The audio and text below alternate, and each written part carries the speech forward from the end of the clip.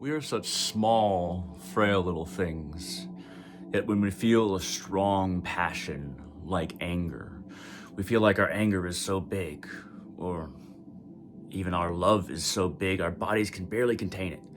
We might shake with anger, we might shake with love. It's because our vessels are so brittle, so small, and we're filled with this life that just seems to go to the brim of who we are, what we are, to the very edge, and just spill over just a bit. And it kind of does into the world and our actions. But we just feel like we can't contain it sometimes. When we feel this terrible anger or this wonderful love, we're just filled up with it. In a way, it's like we're touching another dimension of ourselves that's beyond this plane of existence, beyond the material realm, beyond this world, beyond what we can understand or vocalize or explain. And I think that at that very edge, that's where we touch Kali.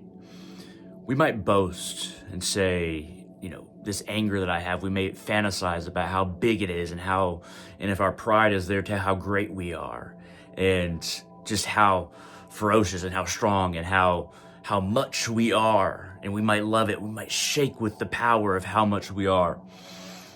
But we're just little tiny fireflies in the dark, thinking that we're each a sun. Yet fireflies can't come out during the day. The sun is too bright. That the anger of Kali, but also the love of Kali, is like the sun compared to our little fireflies of love or anger. She's so much bigger, she's so much more. Some people imagine that they can be Shiva, that they are like the one who can meditate for eons without opening his eyes. When usually people start fidgeting a little bit after about 15 minutes or so. Compare that to an aeon, thousands of thousands, hundreds of thousands of years. Shiva can meditate that long, and it's nothing to him. But for us, we can barely meditate a little bit. Compare it in that way with meditation with Shiva. Compare the passion of anger and love, of what we feel when we feel its heat. Compare that to Kali's. She is infinite rays of both things existing as one, somehow, some way, just all of that power. That's why it's best to not sexualize Kali and to think of her as a mother rather than some kind of sexual entity you want to have sex with or have relations with. We're so small. If you approach her that way, prepare to be crushed. It is a sun rolling over a firefly. It's best to approach her as mother and with respect. And if you approach her that way, then she's going to treat you like a child. You don't want her to treat you like a lover. You don't want that. You don't really want that. You want a human relationship. You want human, even sexual activity. You don't want to play that on that level, not with her. But when you approach the Divine Mother approach Kali as mother, she's going to treat you as a mother treats a child. And it's important to remember that. We think we're so big, and we think we can play the games of our parents, Kali and Shiva. We can't play on their level. Not over every single lifetime that we've lived up to this point. If we combine all the love, all the passion, all the greatness, all the great ideas, all the progress, just a tiny drop of the magnitude that Kali is. It's important to respect her for that reason, and to look to her as teacher and someone. We like to relate to things as human beings, and that's okay, but as someone who can teach us and guide us and love us. But we have to understand her majesty, her magnitude. So today's a Tuesday. It's Kali's day, one of her days. Every day is Kali's day, but Tuesdays especially. And moon looks pretty full, and it is just after midnight. Good time to talk about Kali in general. I don't have a lot to say about Kali, just what I said just now, but I would like to read to you from the book Kali the Mother by Sister Nivedita. She is a disciple, was a disciple, I'm pretty sure she's gone now, of Swami Vivekananda. So Vivekananda, a lot of us view him as an avatar of Shiva. We view Sri Ramakrishna as an avatar of Kali. Male body, I know, strange. But Kali and Shiva, doesn't work the same way with them. And then when we say Kali, we really mean Shiva Shakti, two halves of the same whole. You can't remove heat and light from fire and think of it as a separate entity than fire. When we say Kali, we mean Shakti Shiva, most of the time. At least I do. And many other people do as well. But I would like to read to you two things out of this book, Kali the Mother by Sister Nivedita. And one is written for Baby Leggett at Bali, Calcutta, Christmas 1898. And one is a poem that Vivekananda wrote after having this vision of Kali and her magnitude, her intensity, her power. And it kind of shows what I'm getting at when I read the poem to you. It's not a very long poem, but I'll read the very motherly, kind of relationship oriented to Kali piece first. Baby darling, what is the very first thing you remember? Is it not lying on mother's lap and looking up into her eyes and laughing? Did you ever play hide and seek with mother? Mother's eyes shut and baby was not.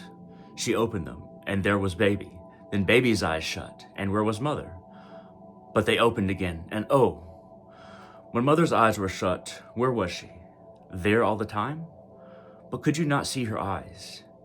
Yet she was there. Baby, some people think God is just like that. A great, great mother. So great that all this big world is her baby. God is playing with her world. And she shuts her eyes. Then all our lives long, baby darling, we try to catch the great mother peeping. And if any of us can do that, if any of us can look into the eyes of God just once for a minute, do you know what happens? That person at once knows all secrets and he becomes strong and wise and loving and he never, never forgets that moment. And when you win like that, when you catch the mother looking, something else happens, something lovely. All her other children come and play with you. The little birds come and the wee lambs love you and the wild rabbits touch your feet and the poor children in the streets who are cold and hungry, perhaps poor children that the great mother loves most of all because they seem to have no father or mother and perhaps no home. Poor children trust you and make a place for you with them. We are all sitting on the mother's lap, but these sit closest of all to her breast. And what do we call the mother with her eyes shut? We call her Kali. Were you ever for a very few minutes unhappy?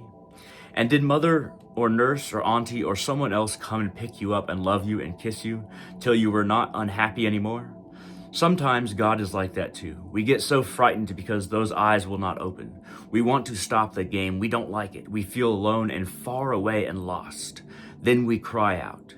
It has grown quite dark and still the mother's eyes are shut. Let us play no longer. So we feel sometimes, but the eyes are not shut really. We think so because it is dark all around. Just at that moment when you cried out, the beautiful eyes of the mother opened and looked at her child like two deep wells of love. And you, if you had seen, would have stopped playing all at once and saying, Kali, Kali. You would have hidden your little face on the mother's shoulder and listened to the beating of her heart instead. And so we won. Will you remember that the great mother Kali is everywhere? Even when these seems to be far away, it is only that you cannot see her. This mother goes away, you cannot see her, but Kali is always there, always loving, and always ready to play with her child. And will you sometimes remember to stop playing just for a minute and to fold your little hands and say, Dear Mother Kali, let me see your eyes. There's another game of hide and seek that the great mother plays. This is more like a fairy story. She hides sometimes in other people. She hides in anything. Any day you might see her eyes, just looking into Mother's, or playing with a kitten, or picking up a bird that had fallen from its nest. Under all these forms you may find God playing at hide and seek. When there is something to do for everyone, Kali is calling us to play. We love that play. She herself said once, she was hiding in someone, and he said it for her. Inasmuch as ye did it unto one of the least of these, my little ones, ye did it unto me. Is not that like a fairy story? And what funny places she, the great mother, can hide in. Another time she said, lift the stone, and thou shalt find me. Cleave the wood, and there I am. Did you ever lift a stone or break a piece of wood to see what was inside? Did you ever think that was God at the heart of things? How beautifully Kali plays. You might find her anywhere. Does mother love baby when she is hiding from her? Yes, of course. Else why would she hide? Even when her eyes are shut, is mother loving baby? Why, yes. See how she is laughing all the time. And so with Kali, we need never be frightened. Though her eyes are long shut, she is laughing all the time. In her own good time, God will stop playing. And we shall look into her eyes and get away and away behind the world, straight to the other end of nowhere, all at once.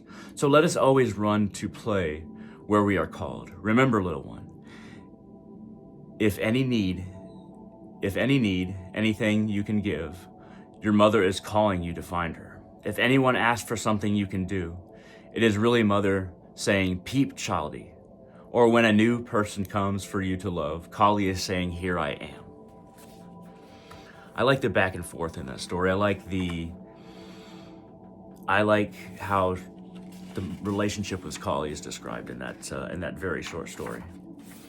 Now we get to the poem by Vivekananda.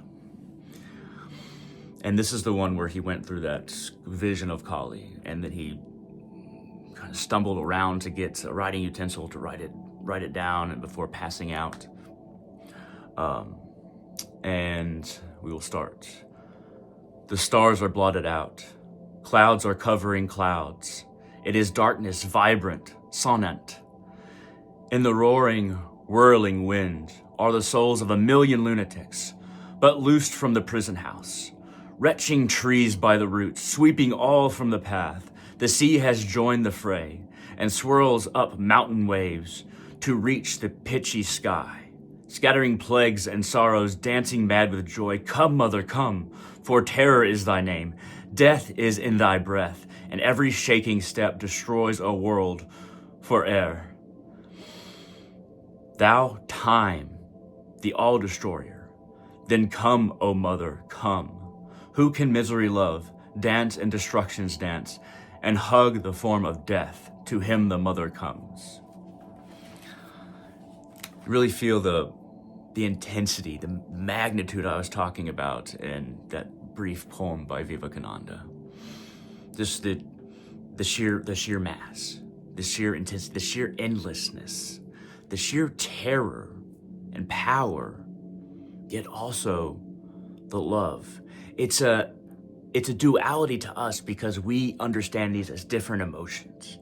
We understand either emotions as good or bad based on our morality and based on how they make us feel and how we've been told to believe about them and what we've been told to do with them. That's where we hide them. But all these things that we feel, it's all the same thing. The love of Kali and the terrible scariness of Kali, it's all the same thing. And we struggle to understand that because we like to chop things into pieces and take them by pieces to understand them. Just like we do with ourselves, just like we do with our emotions, just like we do with understanding anything. But realization about Kali comes when you can resolve the seeming duality and experience it as one. Experience all the horrible things we experience and all the great things, and feel them as one, and then realize that feeling, realize through the feeling. It's not something you can just feel. You have to do a lot of work. You have to meditate. You have to read a bunch. You have to hone your mind. You have to try to understand things in separate pieces beforehand, before jumping into realization through feeling. It's not something you can just do, and nobody's a sage or a wise speaker to Kali out of nowhere, unless the mother wills it. But we think we know so much, but we don't really know. We don't really understand Kali in her entirety. We can just try to, through realization, through feeling, after honed intellect and honed mind. But we must work through these things just to grasp her little toe, which can destroy worlds, create black holes, send solar systems into the gaping maws of these black holes. She can do that just with her little toe. Imagine her whole body. You can't, it's too big. That's why it's good to respect her as mother. That's why it's good to understand her as mother. That's why it's good to worship God as mother. At any rate, I hope you like this. Once again, these two things, sorry about my reading. It's not the best all the time, but this is Kali the Mother by Sister Nivedita, and you can find it on Amazon. But she talks about Kali in this. It's not a very big book. But read about Kali, think about Kali, meditate on Kali. Maybe after meditating on Om for a few weeks, before trying Om Shri Mahakalikaye Namaha or Om Kling Kalike Namaha, but saying it with your breath. So Om Kling Kalikaye Namaha. That signifies breath. But it's good to grasp. It's good to try. We will never grasp completely, but it's good to try. And that's what we gotta do. At any rate, this has been a video about Kali. Thank you very much for watching. Like this video, it really helps out the channel. Feel free to leave a comment. I try to respond to every comment, and I read every comment. Feel free to share this wherever you like. At any rate, thank you very much for watching. I hope all of you have a wonderful day. Jai Ma.